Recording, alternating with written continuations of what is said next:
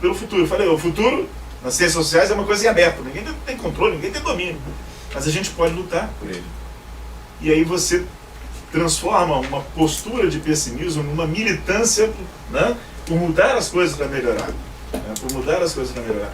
E eu não compreendo a teorização, a reflexão, a racionalidade de tudo sem emoção. Isso não existe. Isso é coisa de gente de psicopata. Né? E sabemos nós, está gravando, fica registrado, que há muitos psicopatas no direito, né? Nesse sentido do cara, né? Mas isso não é para nós. Isso não é esse tipo de dogmática, não é para nós. Voltando lá ao início da nossa conversa ontem, né, Marcelo? Aqui com todo mundo. E esse nós somos nós aqui. Em São Paulo, no Brasil, na América Latina. Claro que no mundo todo, volto a dizer, a gente não está fechado a todas as contribuições que vêm de todos os lugares. Mas, sinceramente, eu não estou, nesse instante, preocupado com tantas urgências em resolver o problema do processo penal alemão. Esse processo penal alemão não está encarcerando cautelarmente centenas de milhares de brasileiros. Então, o afeto é fundamental. Então, é afeto, essas relações de afeto, que elas, de maneira alguma, falávamos isso, um convido para uma banca. O professor Maurício foi o primeiro convidado para examinar o meu primeiro orientando no programa de mestrado da pós-graduação em Direito da Universidade Federal do Rio de Janeiro. Eu não convido o amigo para minha banca, eu convido o cara que entende do assunto. Mas eu nem conheço o sujeito. Amigo eu convido para tomar chopp. Então a gente tá... Mas quando você convida, o cara vem, e o cara traz a construção, ela, o professor ou a professora, se estabelece uma estratégia que é afetiva. E a estratégia afetiva faz com que lutemos hoje, por exemplo, ao lado de Rubens Casara, ao lado de Kenarik. Essa coisa que às vezes é meio irracional, mas você vai por eles. O Marcelo vai, né? Você vai por eles. Pô, eu já fui, né? Já fui. Então está concatenando isso tudo, que nos obriga também, volto a dizer, a estudarmos muito, a estudarmos o tempo todo. Estudarmos, olhar a realidade, passar nas ruas e ver uma multidão de pessoas como se fosse uma cidade de refugiados e falar, isso diz respeito a gente. Isso diz respeito a gente. Sabe? População de rua, como verdadeiras populações de refugiados que são obrigados a migrações forçadas no nosso país, nossos irmãos, nossas irmãs, isso diz respeito a gente. O afeto não está só aqui, não está só nesse plano, tem que estar num plano mais aberto. Então é uma honra, eu fiquei muito feliz, muito feliz também, já falei tanto, né, de Ricardo, muito feliz de dividir isso com o Ricardo, com todo mundo. Fique à vontade, se quiserem perguntar algo. Se não quiserem também, não pergunta não. Como eu disse lá no Facebook, vocês já viram, né? Tem muita resposta para vocês, não. Tem muita dúvida. Eu vou tentar ser o mais claro possível, porque na realidade o pensamento é bem confuso, assim. Na hora que você comentou sobre a obra, né, a Santa Inquisição nas Minas, eu fiquei pensando assim, que essa pesquisadora, ela utilizou os cadernos dos promotores, né, nesse lapso temporal. E eu fiquei pensando em uma hipótese de fazer uma pesquisa, por exemplo, dessa cruzada anticorrupção, né? As estratégias de informação, jornais, etc., eles não exerceriam também o papel de reflexo, de espelho dessas estratégias de criminalização desses agentes do Ministério Público, né? Então a gente não precisaria ir tão longe, né? O próprio jornal já nos fornece ali um material de pesquisa ali substancial para estar traçando essas estratégias de criminalização, assim. Sim e não. Sim, porque eles são fonte importante, indiscutivelmente. Falamos disso quando a gente vem para esses encontros. Aí você sai, vai tomar um café, aí dali do café já sai uma reflexão, aí vai jantar, passando, daí para nós, você vai jantar e fala, vamos então falar de futebol, vamos falar dos filhos, dos netos, nada, fica falando dessas coisas. Sai o que está falando aqui, termina no jantar e segue no meio do jantar, segue no meio de tudo. Eu preciso, nós temos que ter uma atitude epistêmica de romper as barreiras. Então, eu vou apreender, análise institucional, eu vou apreender esse universo de arbitramento de responsabilidades em todas aquelas dimensões que eu mencionei, inclusive na corporativa. Eu vou pesquisar lá na fonte da mídia, mas eu vou pesquisar também os seminários que os ministérios públicos fazem internacionalmente. Como uma fonte, né? Assim, ela é uma fonte. Outros, você livros, vai, né, exato. também artigos, etc. Exatamente. Então, no momento em que essas pessoas se encontram, sei lá, em Berna, em Nova York ou no Rio de Janeiro, e que são de corporações que estabeleceram como política sua, né, uma determinada forma de enfrentamento, que suspende juízos, que estão trabalhando com esses seres celestes absolutamente perfeitos. Então, o criminoso é o ser imoral que tem que ser reprovado. Não? Eles vão estabelecer estratégias ali, da mesma maneira que nós ontem passamos a noite toda, até quase 1h da manhã, falando de processo penal no jantar. Eles estão em conjunto, conversando e trabalhando. Lembra que eu falei, olha, pesquisar o Francisco Campos não somente nos livros, mas nos discursos de Paraninfo dele. Paraninfo, o que ele falava lá? Vicente Hall, Paraninfo, o que ele falava lá? Você vai precisar disso, porque senão você vai ter um recorte muito limitado e faça um levantamento aqui na USP. O quanto há de dissertações e teses sobre processo penal e mídia, direito penal e mídia, livros escritos sobre direito penal e mídia. Lembra que eu falei? Teoria do processo, vamos logo. O cara fechou aquilo ali. Se você corre o risco de fazer a mesma coisa com esse tema. É o meu interesse então, específico, na realidade, é Lava Jato. Assim. Exato. Eu diria diferente. O que a Lava Jato não tem nada de diferente de uma outra experiência que nós vamos chamar de maxi-processo. Sim. Os maxi-processos estão centrados no... Eles são reflexos de uma forma de acumulação de capital muito específica nossa. Se a gente não entender as grandes corporações como entidades... Eu tenho uma página no Facebook e tenho meu perfil. Na página do Facebook, eu publiquei recente uma reportagem, eu até brinquei, um jornal brasileiro nunca publicaria isso, do El País, que vai trabalhar ali. O poder das corporações é superior ao poder da grande maioria dos estados. Não vá pelo título, leia a reportagem toda. Leia a reportagem toda, porque a própria compreensão do que é poder, quer dizer, não há o poder, há poderes. E há expressões, há manifestações do poder, formas de exercício diferenciado do poder.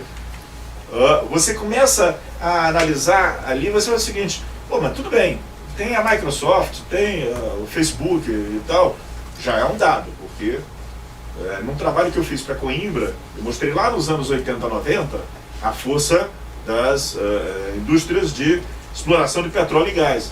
Se nós olharmos hoje, é a comunicação. Facebook é a construção de simbólicos, a extraordinária força que eles têm. Mas quando você vai baixando ali, você vai observar o seguinte, tem os fundos, os hedge. Esses caras, o que eles fizeram agora?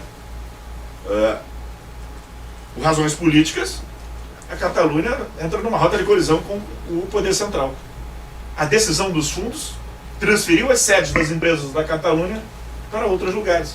Isso vai ter implicação na nossa área do processo penal também. Isso vai ter implicação na área do direito penal, isso vai ter implicação em outras tantas áreas. Então, esse tipo de atitude, de observar, eu não consigo teorizar a experiência. Então, eu tenho que estar aberto para a experiência. E, inevitavelmente, no caso dos maxi-processos, eles são um instrumento a mais na disputa do poder econômico. Se eu ficar preso à Lava Jato, eu não estou enxergando o universo, por exemplo, da criminalização dos financiamentos de campanha na Espanha, e que vai guardar uma relação. Você vai... mas ali tem relações. Então, essas são armadilhas. E a nossa vida é terrível, porque eu escapo dessa armadilha, mas eu caio em outra. Então, o tempo todo, a gente tem que ter a atitude... Lembra que eu falei? Aí o Galileu mete a luneta e diz, olha, me explica os buracos da Lua. Aí vem o cara aqui no finalzinho do século XVIII, no século XIX, vira para o Galileu e fala, me explica os efeitos da luz. Não é? Então está assim, exato. Então esse é, ao mesmo tempo, o desafio, mas a beleza do humano. papel do antropólogo aí que você falou. Aquilo que eu falei. O antropólogo bota ponto de interrogação e tudo. Ele entra aqui e diz: que seres estranhos são esses meninos? Todos eles de terno e gravata. Nós não somos naturalizados com terno e gravata. Nós estranharíamos se entrasse alguém de sunga aqui.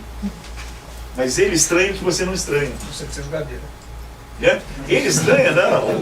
O antropólogo estranha o que nós não estranhamos. E ao fazer esse estranhamento, ele estabelece condições de investigação sobre o que damos como certo. O tempo todo nós afirmamos. Nós temos, lembra que eu falei? Sistema de crenças. Nós temos crenças. Nós temos algumas arraigadas. Algumas coisas estão dadas. Aristóteles falava, né? Você parte de um ponto e não questiona o ponto de partida. Ele estava certíssimo. Isso.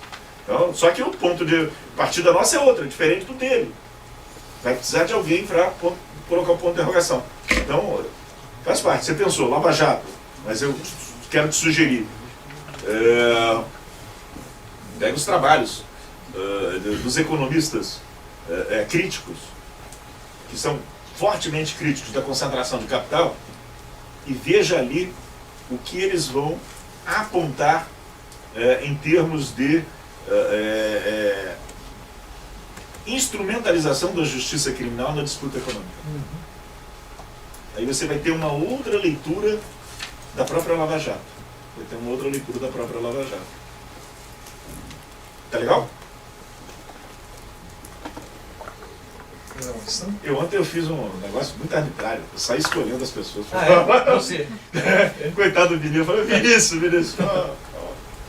E o Igor Bachov também, querido. O Igor Bachov, ele deu uma contribuição dele. Você mencionou isso, o César Landelino Franco, que é professor da Universidade de São Carlos de Guatemala, 300 anos de universidade na Guatemala, né? Isso. Nem tem ideia, né? É a segunda universidade mais antiga da América, depois de Harvard, mas ninguém se importa. O César Landelino Franco sustenta, né, que corrupção é o que já foi o comunismo, o narcotráfico, é o mecanismo de intervenção preferencial na América Latina, hoje é a corrupção, polarização transnacional, etc. Não sei se alguém tem alguma questão. Qual que é o nome dele? César Landelino Franco. E um pouco estava pensando nisso, né? Saiu o resultado das eliminatórias da Copa do Mundo, do processo legal devido e acusatório, e o Brasil não classificou. Se você pegar assim, eu sempre que eu tenho ido muito para Colômbia, para Guatemala, a gente passa muita vergonha. Não, essa momento, eu acho que eu cheguei a dizer isso aqui, né? Não, mas assim, um horror, né? Esses países, o que o Chile avançou. A gente não precisa ter, assim, a gente nem precisa mirar essa luneta tão longe, né? Não, escute, os nossos vizinhos estão usando uma aula com contextos de violência igual. Colômbia, os países lá, tem muito. Depois, tendo condição, eu faço uma série de autores desse campo de epistemologia e prova, nossos vizinhos. Exato. E aí você vai ler o livro, você vai ficar com muita vergonha de entrar numa livraria e ler um livro de prova penal. Eu sei que saiu um relatório, né? Reforma processual na América Latina, e o Brasil nem aparece, né? Ele nem começou. O Uruguai está atrasado. Como é que é aquele negócio? Ele não disputa repescagem. Ele não vai nem disputar com a Nova Zelândia. Não entrou na liga. Mais alguma questão? Vocês queiram aproveitar o professor Geraldo para nesses 15 minutos derradeiros? Às vezes é um constrangimento, né, da pergunta. Então, eu já autorizei tirar já do pedestal, assim, interpelá-lo. Porque eu não posso acreditar que o processo penal brasileiro está pacificado nesses termos, não é possível. Né? E a própria, eu acho que a gente vai precisar da tua bibliografia, né, da tua sugestão, porque a própria composição de uma bibliografia para estudar o processo penal já é o ponto de partida. Exato. Né? E a revisão curricular mostra a limitação que tem, né, para fazer isso. Pois não. Queria voltar um pouquinho na pergunta que fiz ontem. O senhor respondeu ela em grande medida, mas me parece que faltou algo que me preocupa um pouco. E acho que talvez eu não tenha sido claro na hora de fazer a pergunta. Eu estava perguntando num contexto de absoluta incompreensão do que são as garantias fundamentais. Qual a responsabilidade de um compliance officer, de um investigador, a responsabilidade criminal, mas então a responsabilidade criminal por omissão? Essa é a minha preocupação. No momento em que ele investiga respeitando a lei, respeitando a Constituição, respeitando garantias fundamentais, será que ele não pode ser visto por um Ministério Público que pensa como pensa, por um judiciário que decide como decide?